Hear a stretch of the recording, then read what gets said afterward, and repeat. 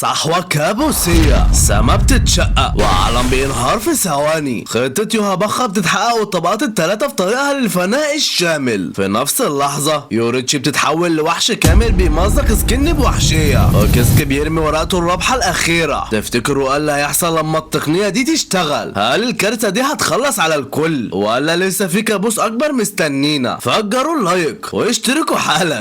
أنا كينج الأنمي ويلا بينا نعيش في أحداث الحكاية.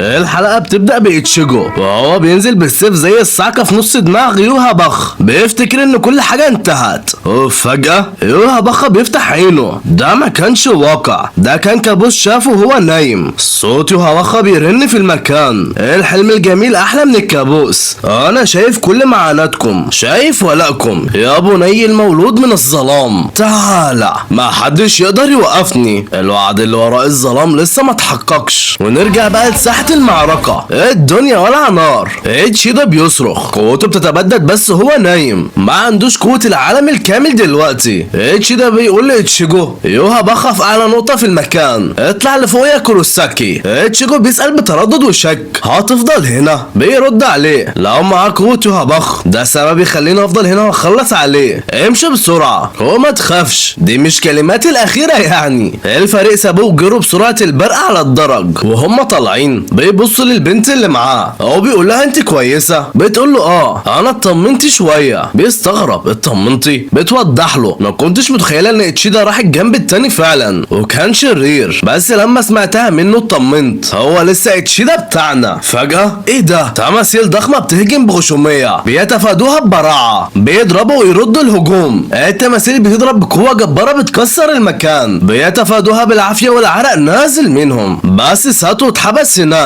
بيسألوه انت كويس؟ بيقول لهم انا كويس، امشوا بسرعة وسيبوني انا هتصرف. وفجأة صوت غريب بيظهر بيقول يلا هنبدأ. وفجأة جانجو بيظهر من اللا شيء. بيستغرب جدا. جانجو كنت فين؟ بيزعق بغضب، هو انا اللي كنت فين؟ انتم اللي سبتوني. هو بيوضح وهو بياخد نفسه، تهت وانا بدور على الطريق ولقيت نفسي هنا. هو بيكون متحمس جدا. جيش تماثيل ده انا كده هشتعل من الحماس. انتوا سامعيني ولا انا بكلم نفسي هنا؟ ساتو بيعلق. اتشيجو بيشوف الطريق قدامه بس هو بيوضح له مهمتنا ان احنا ننظف القلعه ونجهز طريق الرجوع لاتشيجو. وفجاه شكل تمثال بيبدا يتغير، بس ده لسه ولا حاجه لان اللي جاي دلوقتي هيغير كل حاجه. على الجبهه التانيه اتشيدا ضد خصمه الشرس. اتشيدا بيطلق سهام متتاليه وبيقول لخصمه شكلك ما بتعرفش تشوف المستقبل كويس، لكن هو بيرد عليه بيقول له انت شخص مختلف تماما عن اللي انا شفته قبل كده يا اتشدع. وشك مليان امل. بيرد عليه ببرود سواء مليان امل او لا، اندهاشك ده معناه انك ما كنتش شايف الامل ده في المستقبل. الخصم بيتوتر وبيختفى من المكان. اتشيدا بيحس بيه في حته بيضرب سهم لكنه ما بيصيبوش، وفجاه بيظهر من وراه. هو بيقول له قلت لك انا شايف كل حاجه، وبيضربه بسيفه لكنه بيتفاداها ببراعه. هو بيرد عليه بيقول له تعالى نشوف حدود رؤيتك فين. بيفعل قدرته والسهام بتفرقع من كل اتجاه. اتشيدا بيحاصره بس الخصم شايف كل حاجه وبيتفادى ببراعه. واتشيدا قلبه بيدق بسرعه، ده خطير، شكله فعلا شايف كل حاجه. بيقرب من اتشيدا بسرعه لكنه بيتفاداه. هو بيبدا يمدح في اتشيدا وقدراته ومهارته، بس اتشيدا بيضرب سهام تاني لكنه بيتفاداها وبيمشي عليها نفسها. بيطلع له وبيرمي سيفه وبيشتته. هو بيمسكه من رقبته بيكتم له نفسه. هو بيقول له حياتك في ايدي. هو بيرميه. هو بيسحب سيفه وبينزل وراه وينزل فوقه بضربه بتكسر الارض. بيقعد فوق السيف على دماغه. هو بيعلن بصرامه قوة جلالته مليانة جوايا، مستحيل تاخدها، انت مش هتبقى زيي. هو بيطعنه في السيف في كتفه، الدم بينزف. هو بيكمل اتولدت علشان اكون مع جلالته واداني القوة دي. بيقول له انت شايف اللي بيحصل دلوقتي؟ اتشيدا بيبص تحته بذهول، ايه ده؟ شكل مرعب بيظهر تحتهم. الخصم بيصرخ بفرحة، ده مقصد جلالته الحقيقي. يلا. وفي مكان تاني طفل بيضرب طول حرفيا وبيرميه في الهواء. الهوا. بس فجأة الصدع بيظهر في السماء وبيبتلعه. الكل بيصرخ الصدع الغريب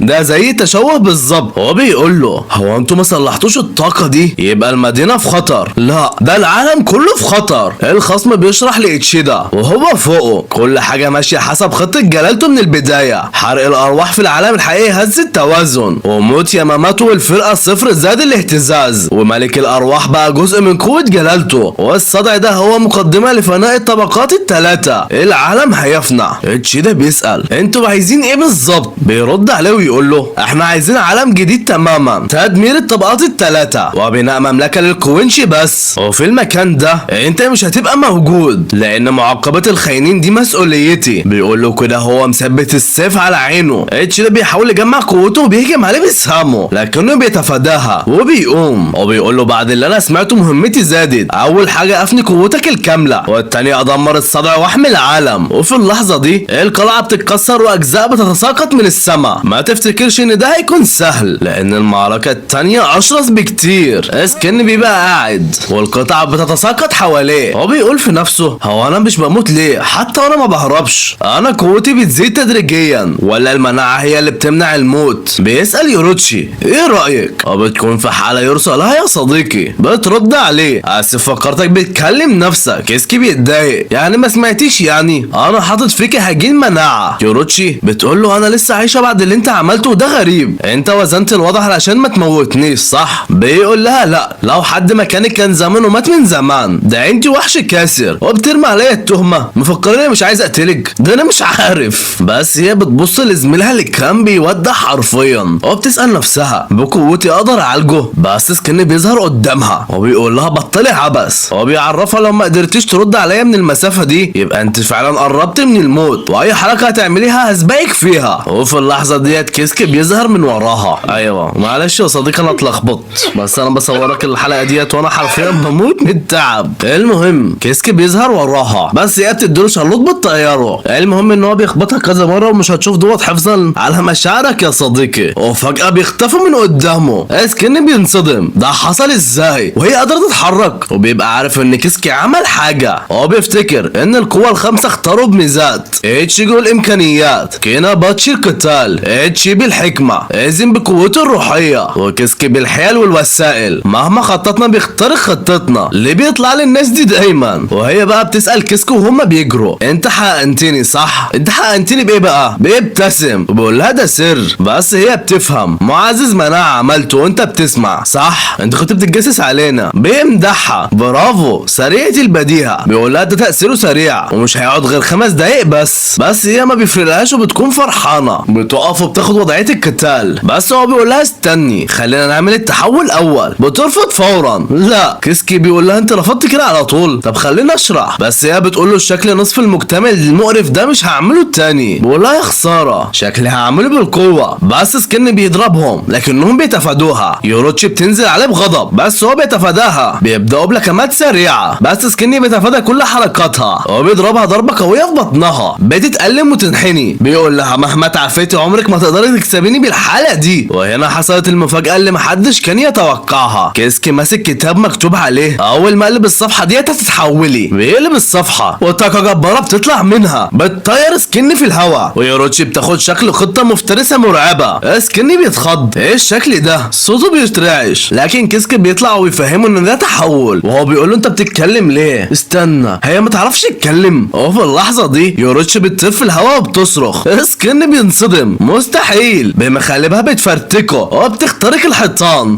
سكن بيصرخ ليه؟ هو بيجري وبيحاول يهرب. سكن بيجري بدمه وهو بيسأل انا اكتسبت مناعة ضدها بس شكل طاقتها بتتغير فجأة. بس كيسكي بيطير وراه في الهواء وبيشرح له الموضوع مرتبط بمزاجها. القطط مزاجية جدا وده بيبان في ضغط طاقتها الروحي. ضغطها بيتأثر بمزاجها كأنها شخص تاني وضغطها في الشكل ده بيتغير 48 مرة في الثانية الواحدة. سكن بينصدم معقول؟ يوروتشي بتنط عليه وبتضربه. تنزل عليه بواب المرعب من الضربات السريعة كأنها مطر وشه وجسمه بيتمزعوا بالكامل. وضربته ضربة أخيرة طيرته وتكسر من المباني وبتنفجر. وكيسكي بينادي عليها يوروتشي سان تعالي هنا. بتقلب قطة لطيفة وتروح له وبيهديها انت قطة حلوة معلش. وبيقول انا الوحيد اللي اقدر اهديها بس مش هترجع لطبيعتها غير بمزاجها، بس هي حلوه في الشكل ده برضه. تبدا تتألم، بيقول دلوقتي دوري لان تعزيز معزز المناعه قرب يخلص، خدي راحتك وتخلصي من السم وانا هخلص على الهدف.